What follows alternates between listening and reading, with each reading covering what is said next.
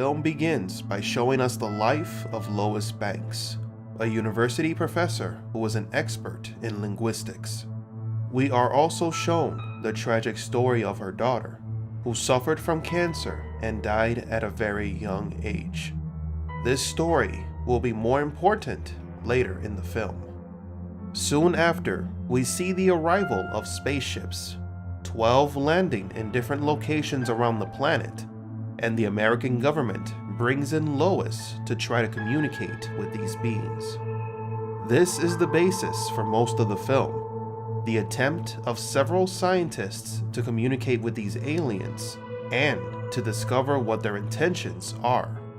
Also, during the course of the film, we are shown several scenes of Lois's life, of what it was like when her daughter was alive.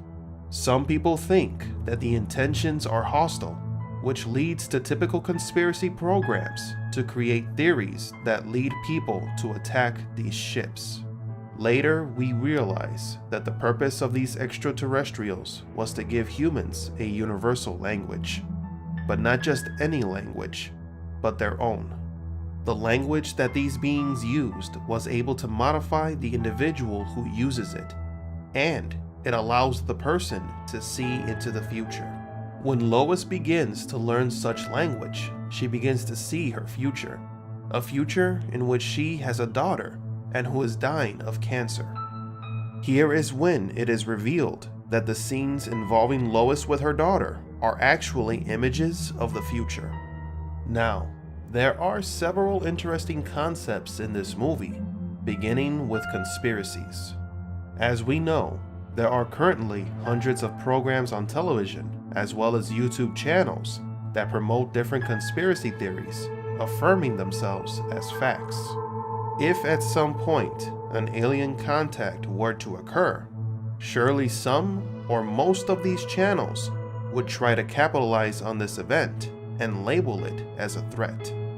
It is very likely that this would lead people to react violently against these beings, and this is precisely what the film shows us: the danger of following blindly these conspiracy theorists. Obviously, we should never reach a conclusion about an event without evidence. The universal language is another interesting concept. This film affirms that our interpretation of time depends on our language, and that if we learned a special language, we could interpret time in a very different way. When the movie explains that the human brain changes depending on the language we learn, it is not too far from reality. As we know, languages have different tonalities and forms of pronunciation. A group of researchers from Peking University determined that by studying a person's brain while conversing in Mandarin or English, they noticed their brain networks functioning differently, even if they are talking about the same subject. When speaking in English or in Mandarin, different areas of the brain predominate, and this is the same case with other languages. Also, many bilingual people have excelled in having more creativity or even changes in their personality depending on the language they used. If indeed 100% of the inhabitants of our planet spoke the same language, our brain networks would be much similar. Peace, love, and light to all the queen goddesses, to all the beautiful, lovely star seeds, to all my fellow king gods who see the God in me. I see you. I love you, my people. I hope you watched that clip with your third eye and paid attention to that, my people, because the movie Arrival is very important. And for us, my people, and particularly you, queen goddesses, like I told you, we have intuition. When we dream, there are visions. There are futuristic things that's going to take place on this planet. And we have dreams of past experiences as well, because this entity, I'm not talking about the creations, the Asian man, the Arab man, and the white man. I'm talking about this entity. When it came here with this moon, it poured a intergalactic lobotomy on our fucking brains, my people. A intergalactic lobotomy. Our memory has been constantly being wiped out as we constantly recycle through this motherfucking planet. Now, let me tell you how the Mandela effect took place on this planet and how we are trapped in this cycle. This is just one of the ways. Right now, if I told every last one of you, any one of you that watched this video, which is the truth on this world, but not on this planet, but anyone that watched this video, right, I'm ready to say this to you right now. Today is August the 6th, 7:29 p.m. Eastern Standard Time. Guess what?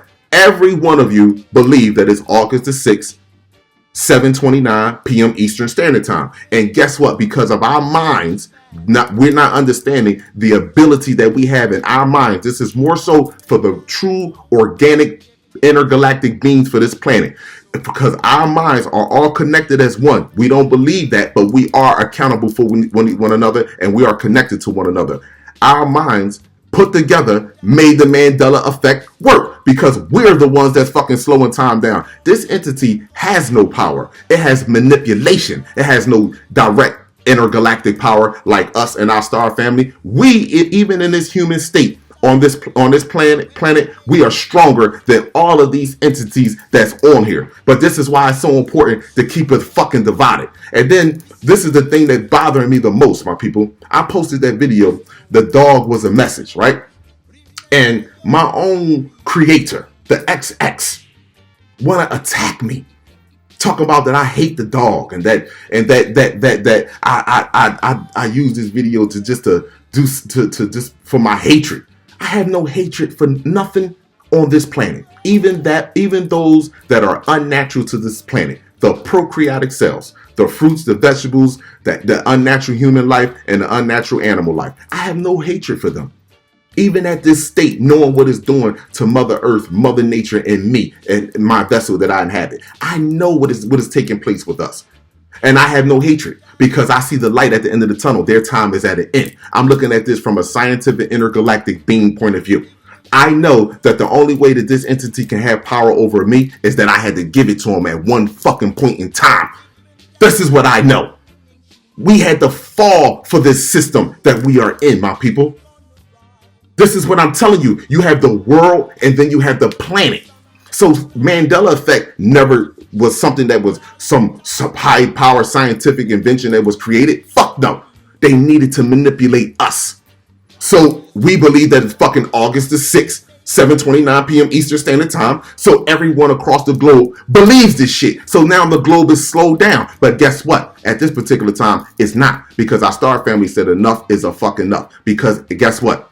If these eukaryotic cells continue to stay on this fucking planet, the prokaryotic cells, which is the natural cells to this planet, is going to be removed.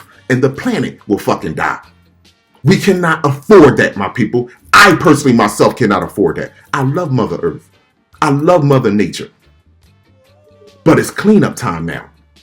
And we all have to wake the fuck up as a whole to understand that our brains as a whole is more powerful than what the fuck they telling us.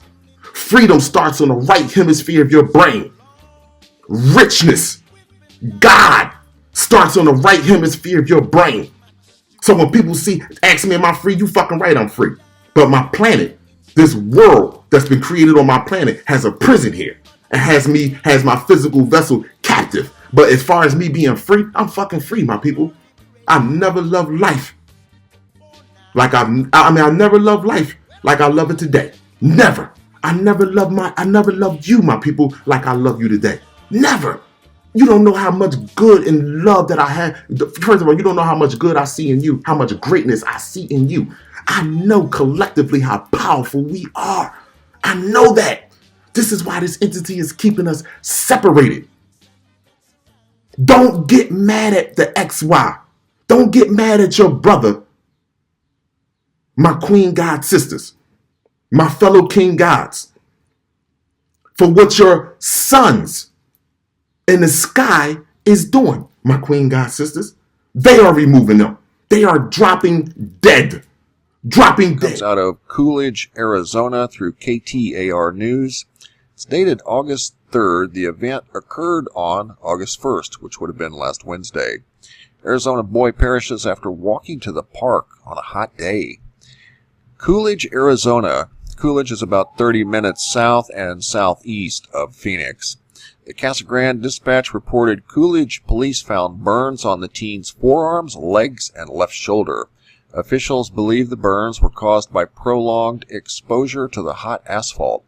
The high for the day in the area was 105 degrees. And again, this was Wednesday, August 1st, and our UV reading that day, which we are 30 minutes north of Coolidge, the UV reading for that day was 103, I think, was our high temperature, and our UV was around 11 or 12, so it wasn't that far out of parameters for the desert. So nothing really unusual with regard to the temperature or the UV on that day.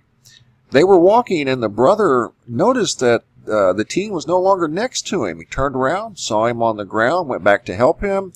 A neighbor saw what was going on, came over to assist. They got him off of the asphalt over underneath a shade tree. EMS arrived quickly. They found the boy's body temperature was 109 degrees when they got there. Immediately took him to the hospital, got his temperature lowered just a little over a degree, down to 107.9. And the young man perished. Very sad story. And you need to look at this from a scientific point of view and stop looking at it with your God-loving heart, because they have played on that far too fucking long. They are having a different conversation now. The conversations at Dunkin' Donuts and Starbucks is completely the fuck different than it was yesterday. And you know why? Because our big brothers are speaking.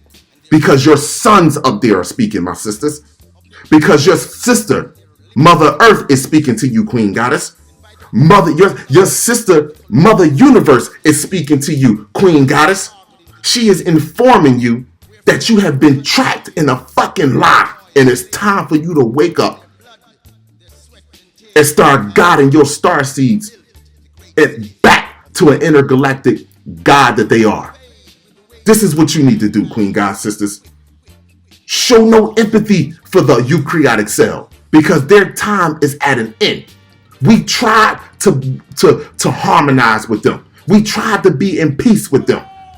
But you forgot, Queen God sister, that you would rather jump into the fucking ocean with sharks than to stay another night on that slave ship. You forgot.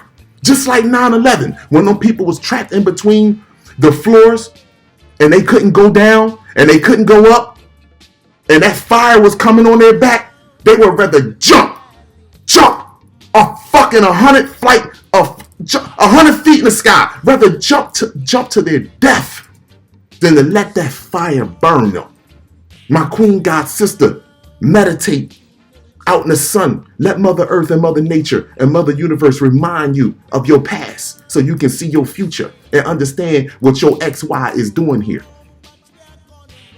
You forgot, Queen God sister, how terrible, how rough it was because of the illusion that they have put in front of you. You would rather jump to the sharks than spend another night on that fucking slave ship. And I would rather lose this vessel right here than spend another day under fucking mental slavery. For all you other races that use cognitive dissonance, once you study science, what they kept us away from, you understand who the fuck God is. You kept us away from science. Once you understand science, you will see that everything is a constant recycle, and that this fucking entity on this planet poured a intergalactic lobotomy on our brain, on our memory, when they showed up with this moon. However, the time is at an end. You gonna tell me that I didn't have to experience physical slavery? Let me tell you something, you fucking bastards. I would rather have experience. I would rather be in physical slavery right now. And a lot of you gonna sit there and say, you fucking crazy. No, I wouldn't. I would rather be in physical slavery right now. You know why? Because when we were in slavery, our people was the fuck together. That's why. Our people was together. See, under mental slavery, see, this is what happened. Let me tell you how they did it first, my people. See, this is science behind this shit. Under physical slavery, they beat your ass, killed you, raped you, did all kinds of inhumane shit to you, and then gave you God, and talked soft to you and gave you God. Now, this is what the fuck they do. They give you God first. They give you their political system. They give you their fucking justice system first. And then they kill you. Peace, love, and light to all the queen goddesses, to all the beautiful, lovely starseeds, to all my fellow king gods who see the God in me. I see you. I truly love you, my people. I send you nothing but positive love, light, and healing energy. To all the queen goddesses out here, to all my fellow king gods, I love you. I truly do, my people. But we must not show empathy for the eukaryotic cell, because that is the cell, that is the germ, that is the pesticide that's on this planet that is destroying our planet and is destroying us too, my people. I truly love you. Wake up to your greatness. We are connected mentally. Don't think about the physical. It is mental, my people. I truly love you. As the morning sun that surrounds you, it's international morality time, where mankind must be born anew.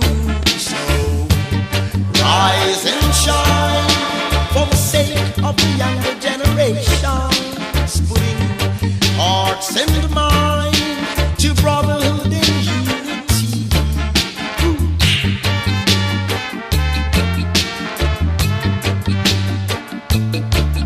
Whoa, yeah.